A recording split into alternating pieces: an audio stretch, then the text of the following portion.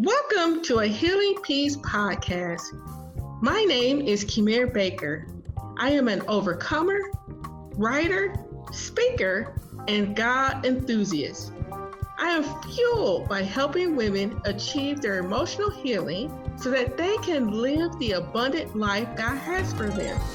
In this podcast series, we provide faith-based inspiration to mend from emotional hurt, along with tools and tips for emotional wellness. In your journey, as you apply these tools and tips, you will begin to live the transformed life that you always desired. In fact, you will possess a new you.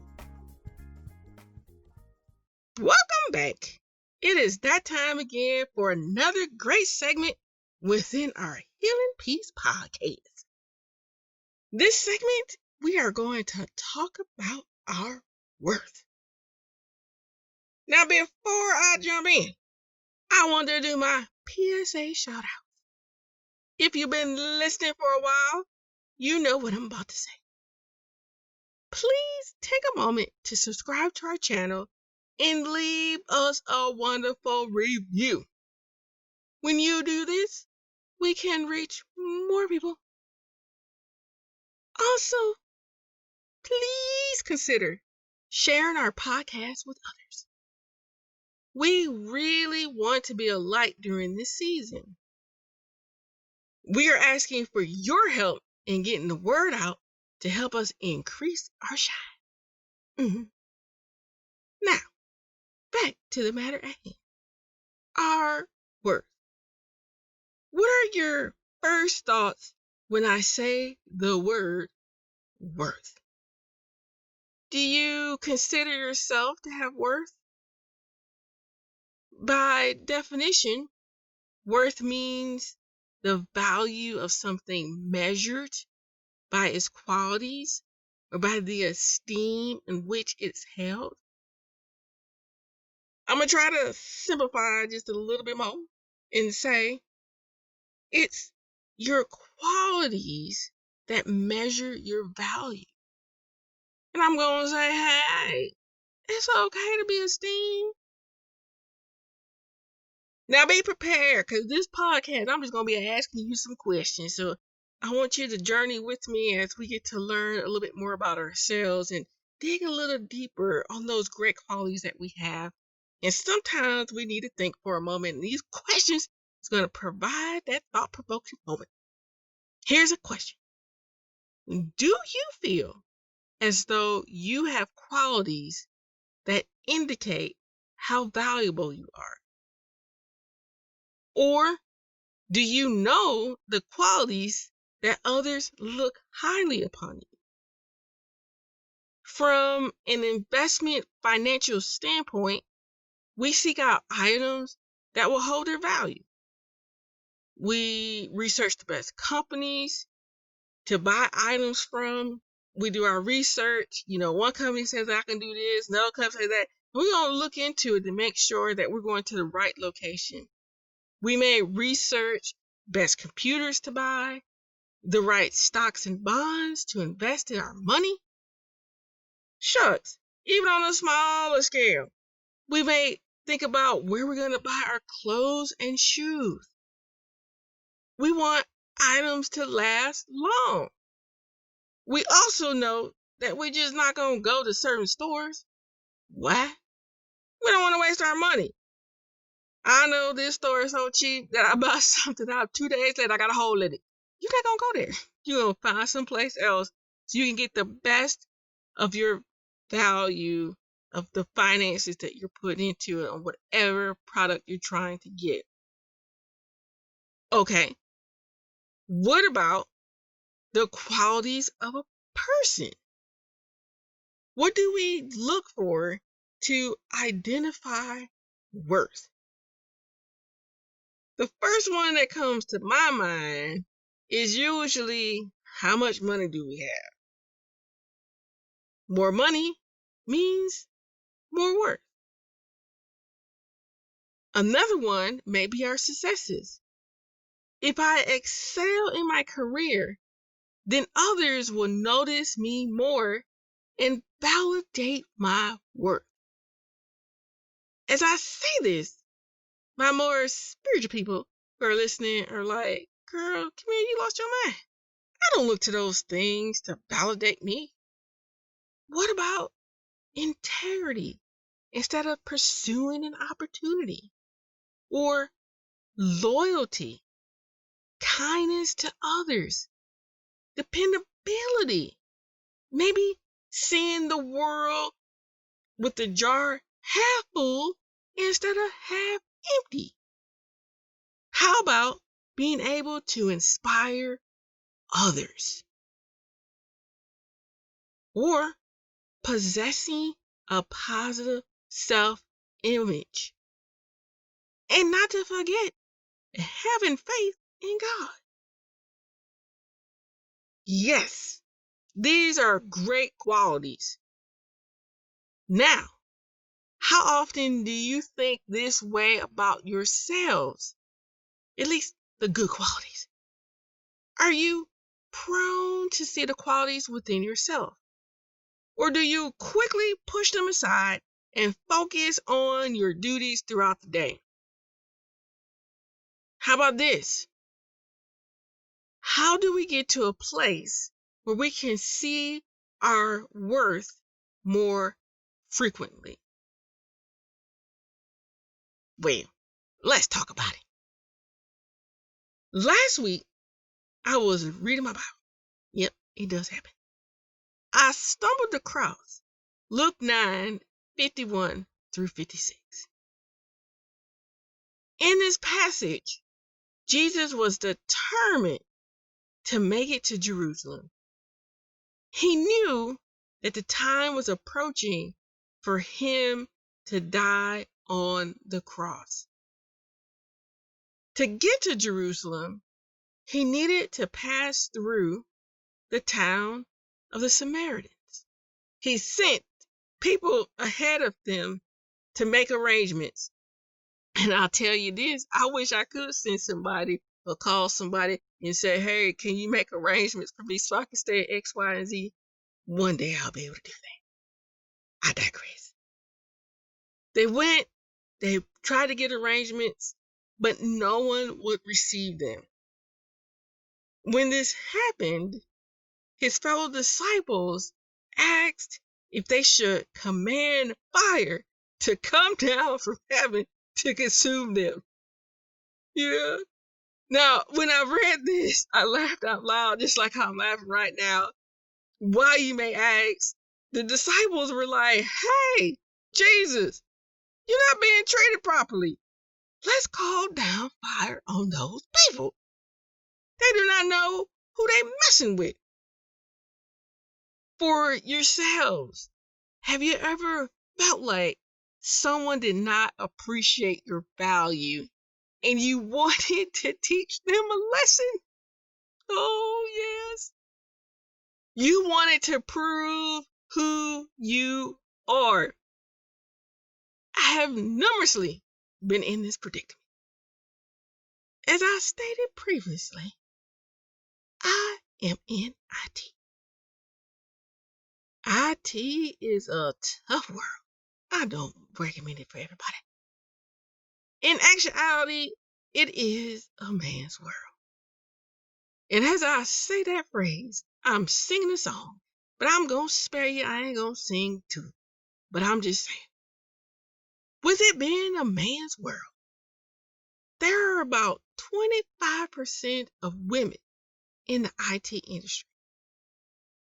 That is not a lot. There were, and still are, many occasions where assumptions are made about my expertise due to me being a woman. There are many occasions where I have to work harder to prove that I have what it takes to be in IT. Not to mention the labor to get my fellow clients to listen to my thoughts and ideas. When I was younger in the field, I would have many outbursts. I don't recommend it. But I was so frustrated with the inequality, being overlooked, always fighting for my place. Yes, I am the minority. However, I am not the only one who has experienced inequality. I'm going to go way back in time. I'm unsure if you remember in the early 2000s, mid 2000s, when Oprah was overseas and she encountered poor treatment. She wanted to buy an exquisite item, but the attendant thought she could not afford it, so they would not assist her. I'm like, Oprah? For real? I mean, you got mad bank. But she was in a place where others did not know about her fame and fortune. Even though I'm not like Oprah, meaning I don't have billions, I don't have her status, I don't own my own TV show, station, or network, if you want to call it, the list goes on. Nevertheless, we both experienced situations where people did not know about us and our capabilities. And I will tell you, in those moments, like Jesus' fellow disciples, I will say, let me do something bold and major to grab their attention. I did admit, though, while I was reading, I was like, well, fire does seem a bit harsh. Then I thought, man, they can get away with saying that out loud. They was in front of Jesus. Hey, Jesus, let's go ahead and burn people up. Like, what? And see, this is why I like the Bible. Because you see us, you see who we are, and we're not the only ones that had the same similar thought. But I wanted to know, how in the world did they get away with trying to breathe down fire on people? So I dug a little deeper in the Bible. I discovered the significance of calling a consuming fire on people. In the Old Testament, when the prophet Elijah, the king of that time, did not want to seek God's prophet to receive answers about his health. You're like, huh? Okay, I know. That's sorry, I didn't say that too clearly. Back in the day, during the prophet Elijah time, there was a king, and the king was actually sick. And he went out to find foreign gods to ask them how he recovered in his health. But God, being God, sent Elijah to meet with the messengers. God wanted the king to know, hey, you come to me for answers. Don't be going to no foreign God. Anyways, every time Elijah met the messengers, he stated, God, if I am a man of God, then send down fire to consume the messengers. And you know what happened? The fire came down, and yes, they were consumed. This happened twice. Then the third group, they were smart. They was like, hey, wait up. Don't be trying to kill me. I'm just a messenger. But God responded in that way because he wanted the king to know that he is the God of Israel, not the foreign God, and that Elijah was the man of God, and he should go to him because he had the authority. And God was like, you better recognize who I am. Going to someplace else, getting your answers. You better come to me. I say all of this to let you know that Jesus' disciples were asking Jesus, I still laugh because it's funny, was asking Jesus if it was okay for the fire to come down so that they knew that Jesus is the Son of God. Since he is the Son of God, he should be treated better. Now you see, we ain't the only ones where others do not know our value. This is the same case for Jesus. They did not know that he's a healer, the miracle worker, The man who is touched by sinners but still meets their needs. A man who can listen to our pleas. Someone who goes deep within our hearts and wants us to be loved, strengthened, and encouraged. He is the person who will meet you in your darkest place. He is the person who will heal your wounds. Yes, Jesus, the miracle worker. But they didn't know it. I want to highlight, because this is so important, that you're going to have people in your life who just do not know your value, your good qualities, your worth. This is reality. Again, going back to my original question, how do we get to a place where we can see our worth more frequently? I'm going to add to this question with, how do we see our value, our worth, when others do not? The answer, which you're probably going to be mad at me for this answer, but I can't help myself. The answer is simply being with Christ. Jesus' disciples knew Jesus' authority and power as the Son of God because they were with him. They saw day in and day out his miracles. They saw the man of God. In witnessing who he truly was, they possessed their confidence. They knew that they were hanging with the Son of God. So much so, they said, hey, we will call down fire to consume them. And this is so important. They didn't ask Jesus to call down the fire, but they were going to do it. How often can you call on things to happen in your life because you saw the power of God? You know that he is faithful and true. You know that he is a miracle worker. In your faith in him, you possess a level of certainty that no one else possesses. But here's the catch. Your faith develops when you spend time with him. If you're not spending quality time, it is harder to spot his miracles. You will say, oh, that was chance.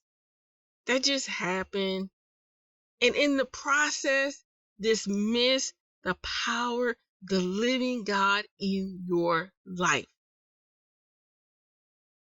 Therefore, once again, in answering the questions, how do you see your worth continually, especially when others do not? The answer, by spending time with Christ and developing your confidence and worth through his power. We have an incredible source for greatness and our soul goodness. It is through Christ and our Heavenly Father that we're able to rise above our circumstances, that we're able to tune in, hone in to those qualities that he's given us and take security and confidence of who he is creating within us. And so many times, everything around us tells us that we're not of worth, that we're not valued. But I want to highlight that one of the qualities about Jesus is that he is willing to meet with us even when we're not at our greatest place. But in meeting with us, he's there to lift us up, guide us, and strengthen us so that we have a new life that is represented in him. And his life is represented in us. And we all know that Jesus is a bad dude. Jesus is like, whoo, And he's able to do things and calm his spirit when things around him is crazy. And I say that because so many times things around me get crazy, but I can look to him to see how he went back to his father, how he cried out to God, and he asked God for his source, his strength to keep going, and he humbled his spirit to listen to his guidance. So as we are moving forward and being secure in our worth, again, it simply begins with being secure in Him, even when we don't, or even when we fall short. Now, as I say this, some of you guys are like, yeah, you and your Jesus. I know I do get carried away with my Jesus. I love him so much. But I know some of you guys are like, okay, I need more. I need some practical methods on how to make this tangible in my life. I totally get it because we're just getting started on this conversation. I want you to come back next week because we're going to delve into being rooted in our self-worth, not only with Christ, but general things that we can do in our daily walks so that we're being victorious and we're grasping our worth, we're grasping those good qualities and being able to move beyond what people think and feel about us, but that we can have the confidence that we need. Please come back. We're just getting started with the conversation. I'd love to see you next week. And don't forget to give us a review and subscribe. Tell your friends about us. See you next week.